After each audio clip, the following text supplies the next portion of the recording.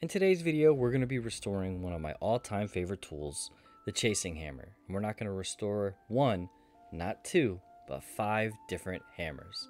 Each one of these has very unique attributes and different things that we need to focus on while we restore them.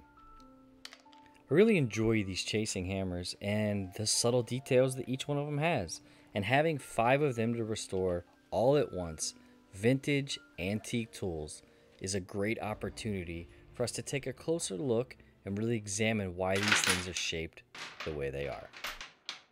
While we restore all 5 of these hammers, I have a couple goals. One is to keep the patina, and 2, to reuse as much of the wood handles as possible. Really don't like taking these hammers and making them completely new, so we want to leave as much of that old soul to these tools as possible. But the wood handle on this one is completely cracked right at the weak spot, so we have no choice but to trash it and make an all new one. But first, let's go ahead and address the hammerhead itself, which is pretty nice, but it's got a lot of rough, deep pits in it. And the first thing we got to do is get that wood out of the eye.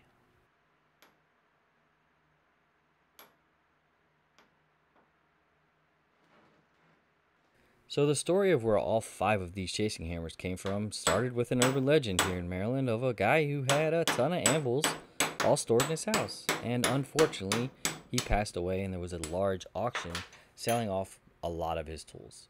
And in these tools, there were trays and trays of just miscellaneous stuff, and I was lucky enough to find one of these chasing hammers in a bunch of different trays at the auction. And now I get to take a guy who spent his lifetime collecting different hammers and add them to my collection, at least for now.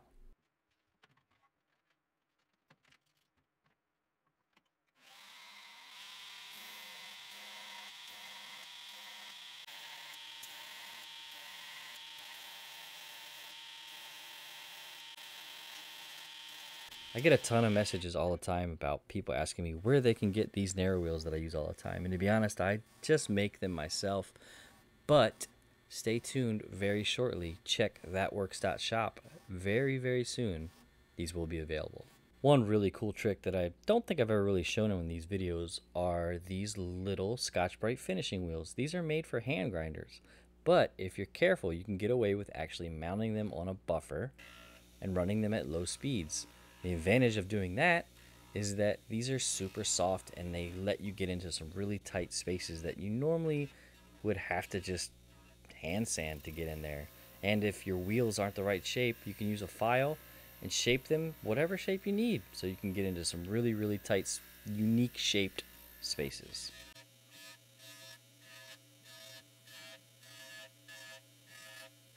They don't take too much metal off, as you can see. They kind of just smear the surface. So it's kind of nice if you don't want to remove all the finish on, say, a hammer like this, opposed to sanding like this, which really takes it down to bare metal.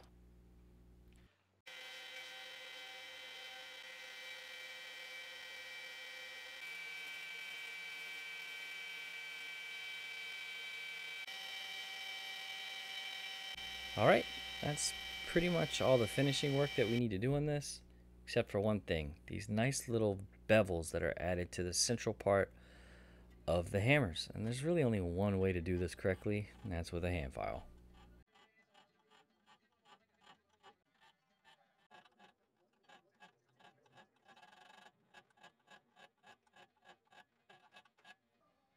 Alright, one side done, a couple more to go, but you get the idea.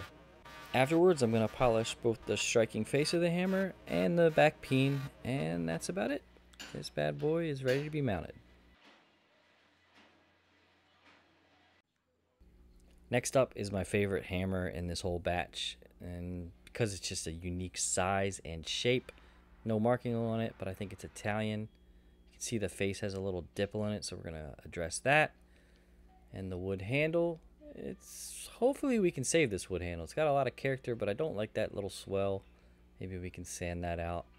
But let's go ahead and get it unmounted and see what we got.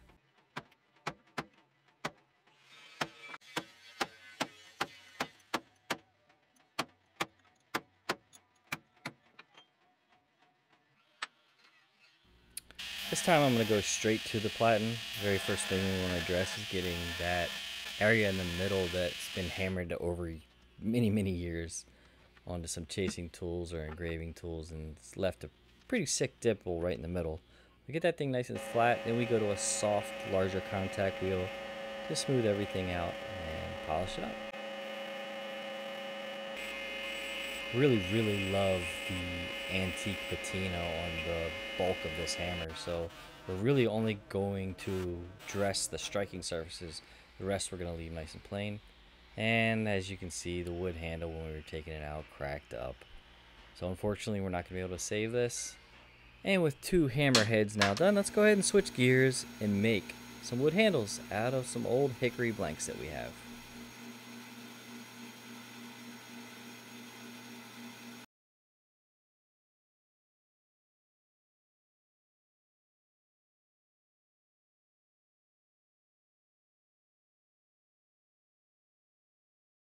The shapes of these handles are rather unique with their rather skinny necks and that unique pommel swell. They almost all have the same profile, but there's a lot of different ways you can finish them out. You can leave them faceted, you can round them over. It's kind of your personal preference. Store-bought handles are usually lacquered and kind of plain and flat, but I like to give these a lot of shape and make them super comfy to use. That, and I really like the challenge of the complex shapes of these. Sculpting them freehand is, yeah.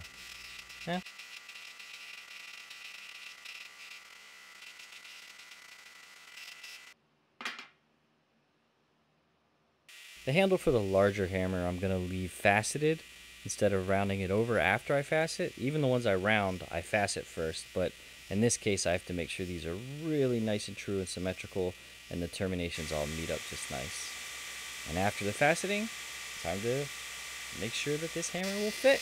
I left a lot of extra meat up at the top. I usually do this just to play it safe, and then I slowly remove material, checking it as I go, till we get it nice and snug.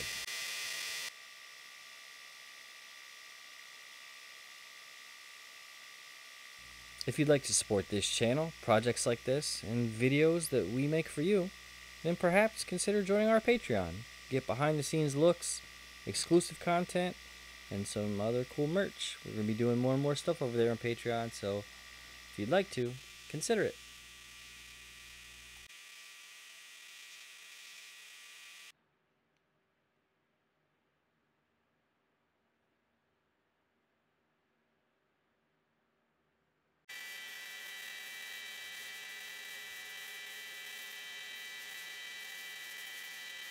Alright, with our first 2 hammer handles done, we're going to go ahead and give them a nice long linseed oil soak. That linseed oil really penetrates the wood and hopefully makes these handles last for many years to come.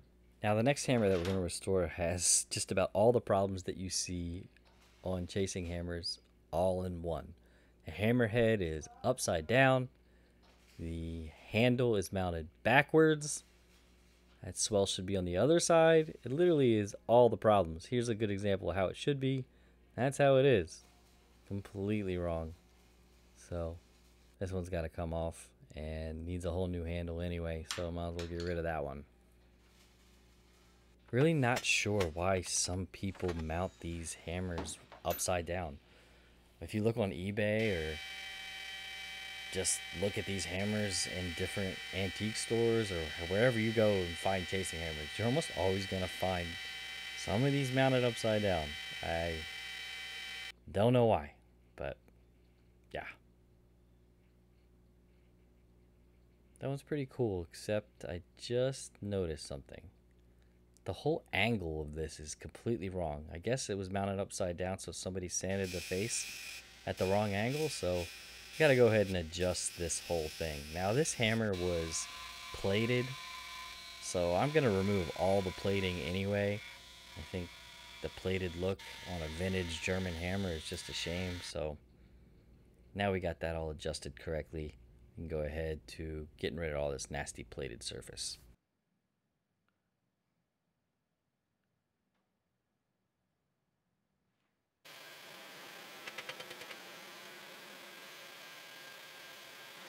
The next hammer that we're going to work on is one of my favorites. as far as the finish on the overall surface. It's also marked Germany on it, but it's just got this really old look to it. And these German hammers were made for well over 100 years in the same place. So that one that we did just a second ago, that could have been in the 80s before the wall came down, and this one was probably 50 to 80 years before that. The next hammer is pretty similar. It's just got a longer peen, and it doesn't have any markings on it, but I'm pretty sure it's also German. It has a little H on it. That was probably some guy's name.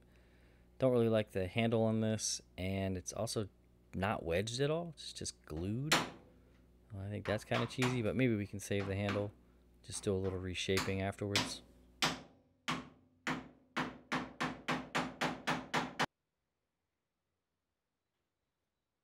This one looks like it came out intact, so I think we finally got one where we can reuse the wood. It's awesome. Wait, no, we're keeping that one. This one has years and years of use. You can tell just by how the striking face is super sunk in from making contact with hardened chisels over and over throughout its life. Really neat. First thing we're going to do is get that thing back nice and flat. Now, after polishing this hammer, we have a really cool phenomenon showing here, and that is the differentially hardened surface that's left after work hardening over years and years of use. See that center section that was sunk in? That steel was compacted onto itself and actually work hardened, leaving us basically a hamon. That's right, this hammer has a hamon. Not really, but yeah. So like I said, we're going to try to keep the actual handle intact to use and remount. Just get rid of that weird little nub that whoever remounted a bunch of these hammers seemed to like, but I don't. And crap. As I was sanding it, a crack appeared. So this one's junk too.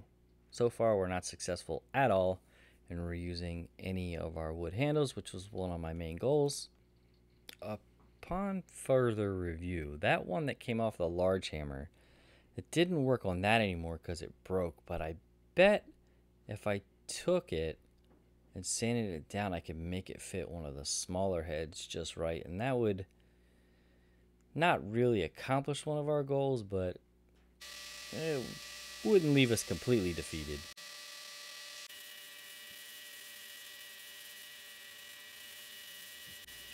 Fortunately, I got to sand away a little bit of this, but we're going to go ahead and get it soaked in some linseed oil, and we'll re-add some of that nice aged look to the wood later on. Alright, we got a couple more handles we have to make now. Only 2 instead of 3. I found another piece of old hickory. I think this is actually curly hickory, so we could have some nice figure in this wood. We'll just have to wait.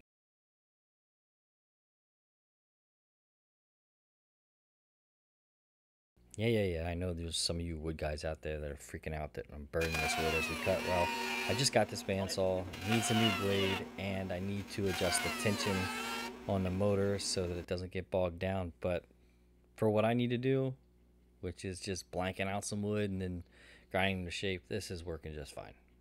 You should see what we used to use. As soon as I put these last 2 handles in the linseed oil, you could see the figure in the wood right away. That's really cool. I'll give it a nice little detail.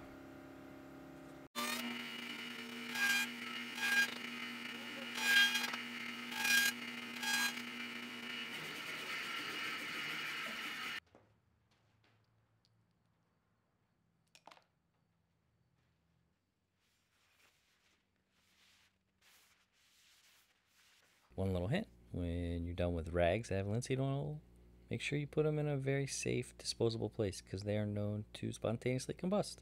We just throw ours in the forge.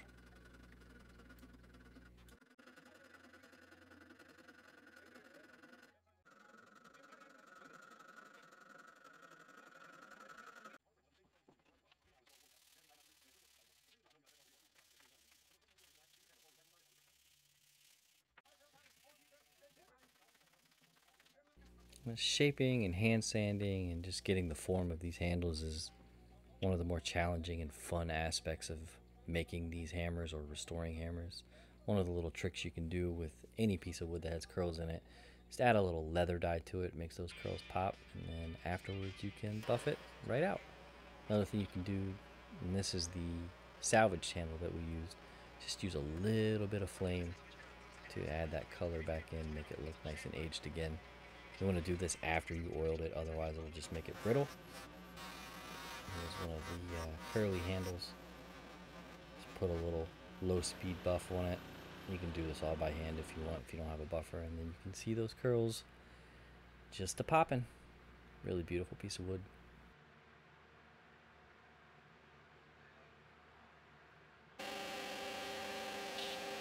With all the handles and all the heads complete, last thing to do is to get these things mounted, get them wedged up, and they're good to go. This is just a really fun project. Glad I found these all in one spot. Glad I could bring one man's collection back to life. And I know I said I was going to add all these hammers to my personal collection, but I actually decided to give you guys a chance to own one of these. Head on over to thatworks.shop if you would like to purchase one.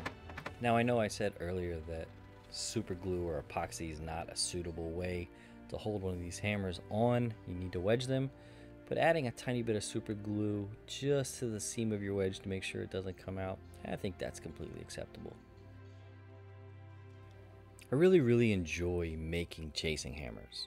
I make about a half dozen each year from scratch, so perhaps that's the real reason why I enjoyed restoring all 5 of these uniquely shaped hammers all at once. It's a hands-on learning experience like no other. It's like as if you were tracing a Van Gogh painting. You know, you're reliving the brushstrokes of the craftsman as you restore these and really take a closer look at all the subtle details that are in each and every one of them.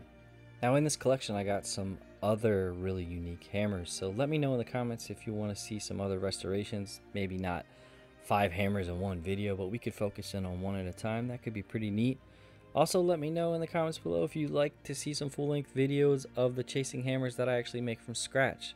I make some of them out of wrought iron, some of them out of different mosaic Damascus. I like to play around, and I even do some hand engraving on them. We also just got a really cool laser engraver that we could probably play around with some new designs on that. So tell me down in the comments below if that's of interest to you. Also, be sure to check out thatworks.shop if you'd like to purchase any of these 5 hammers. I'm sure they won't last long. I'm pricing them very fairly. I appreciate you. Anybody who saw my last video knows we've been going through a lot lately. So if you've made it this far in the video, I really appreciate you. Make sure you drop a like and subscribe if you're not to this channel, That Works. Thank you.